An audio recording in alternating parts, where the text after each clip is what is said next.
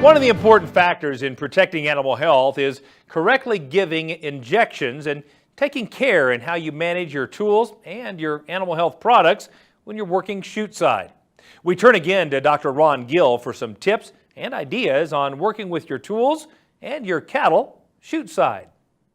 When we look at the different tools that are available and the scenarios where a lot of us work, that would be open air, not in buildings in the southern tier states. The northern states might have covers over their facilities, but very often we have our equipment exposed to the elements, whether it be sunlight, whether it be heat or cold. In some areas the cold is just as damaging or more so than heat would be. But we need to think about the different types of products that we're going to use. There are a lot of different syringes. A lot of people might not use anything but these disposable syringes. They work very effectively, but I encourage everybody to use them as a single dose delivery system and not try to use multiple doses out of one, because if you're off on one animal, you'll be off on another one. So once again, they work good for single dose, which hardly anybody uses them for that. That's why we don't normally recommend we use anything more than a 2 or 5 cc syringe for administering products to cattle. Then we have these, a lot of people call pistol grip or multi-dose syringes. They come in either 25 mil or 50 mil designs. The 50 mil design, if you're using 5 cc products, we normally recommend them. If you're using 2 cc products, we normally recommend the 25 dose syringes. The reason for that is we don't want the vaccine to be in the syringe that long. The more it's in the syringe, the more it's exposed to different elements, whether it be sunlight, heat, or cold. And if we're doing 2 cc products, we have to process 25 animals before we have to refill this syringe. And a lot of people like that, but there's some downside to it, that your vaccine may not be as effective if you do that. The other thing, most cattlemen are not prone to change the syringe very often. We recommend we change at least every 10 head. And if you're using a syringe, it'll get you to go through 25. You'll normally go through 25 before you change. So these will at least get you to change every time you fill your syringe, and that's a really good practice and protocol to have, is every time somebody goes back into a vaccine bottle, they change the needle on the syringe. So that'd be the appropriate way to do that. Now you notice this syringe has somewhat of a clear barrel, a little older design. This one has more of an opaque barrel, and it will keep some of the ultraviolet light out. But a lot of people are mistaken in thinking that's safe, because the heat and cold will still damage vaccine if left out in it. Sunlight, not so bad, but once again, use those as they should be as well. We now have some syringes such as this where we actually can attach the bottle to the outside of the syringe. They're very handy, easy to use. Your vaccine is always there. One of the issues I have with these is if you set it down, sometimes you can get an air pocket, and it's very difficult to ever get the air pocket out of one of these syringes without wasting vaccine. The other thing, this can be broken as you go in and out of a chute, breaking the neck off of it, and if you don't have some spares, then you're out of business for the day. So always have backups for these. Another one on a similar concept are these that have hoses. This is a preferred method for a lot of people, where the hose attaches directly to the syringe and then the other end to the bottle. The problem with that is the hose.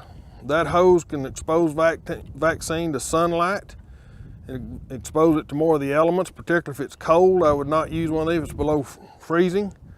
I keep mentioning freezing is more detrimental than heat, because even on a killed vaccine, if it gets too cold and freezes that cell in there, it will rupture and render the vaccine ineffective, and in some cases even toxic.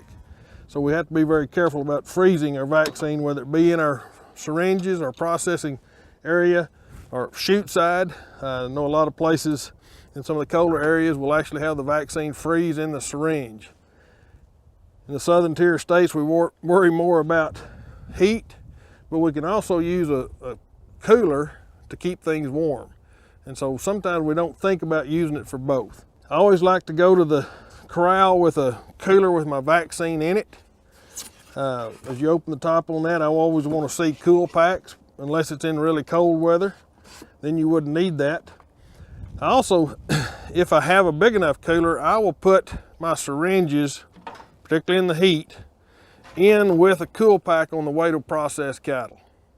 The reason I do that, if you've ever seen what some people do, they'll throw these up on the dash of the pickup as they go to process cattle. They pull them off the dash after they have everything gathered, and they're really hot. And that can actually destroy some of the vaccine on the first draw as you pull it in there. So anything that comes in contact with that vaccine that's too excessive in heat can cause damage. So if you can, keep these at least cooled off as you go to the processing area. Have your vaccine in what I'd call a storage cooler. This would be what I'd call a working cooler. I come up with this idea many years ago because I got tired of taking the lid off a cooler as I was trying to process cattle at the chute. Very simple. You just cut holes in the side of it and you can stick your syringe in it. That way it's readily available as you need to get your syringe and go process cattle.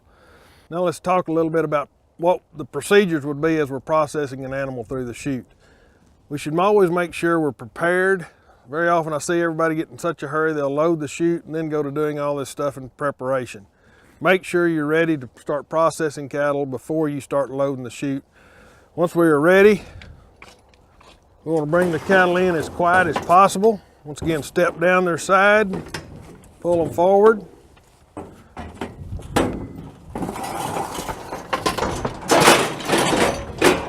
Like cattle in self-catch head gate, or if you have somebody helping you, that works great. I like to let the cattle come in. If they will, step back. Squeeze the cattle down, and that gives a very good open area on this side of the neck. Take your syringe, and as you come out of the box, that's why I like this cooler. You can pull that syringe out very easily, come to the neck, and I like to tent the skin. Go in through the side of the tent. You once again try to pull the skin onto the needle here so you're not jobbing the needle at yourself. Once it's under the skin, you can tell it's free, then you can deliver your dose. If you do it with a good sharp needle, the animal rarely reacts. Once the needle goes in them, they're still quite ready for the next animal to come in.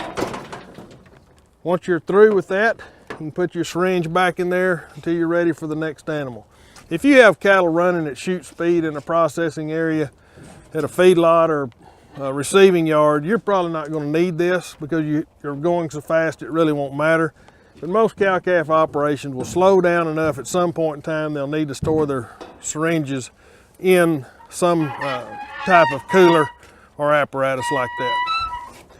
Once they're done, we're then ready to release the cattle.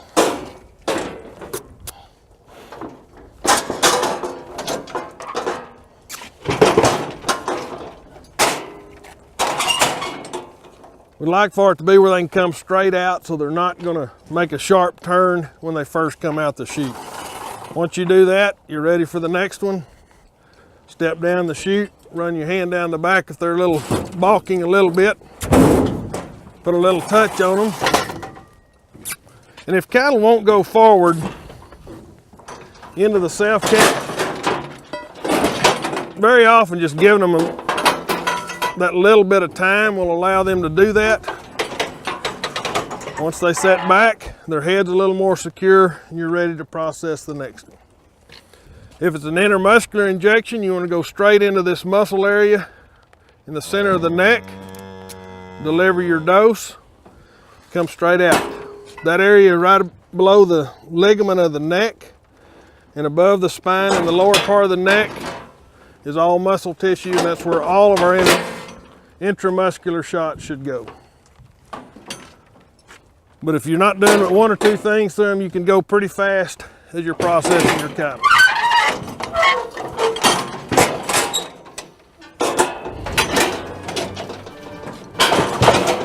To find out more about smart chute-side protocols and the Beef Quality Assurance Program, visit bqa.org.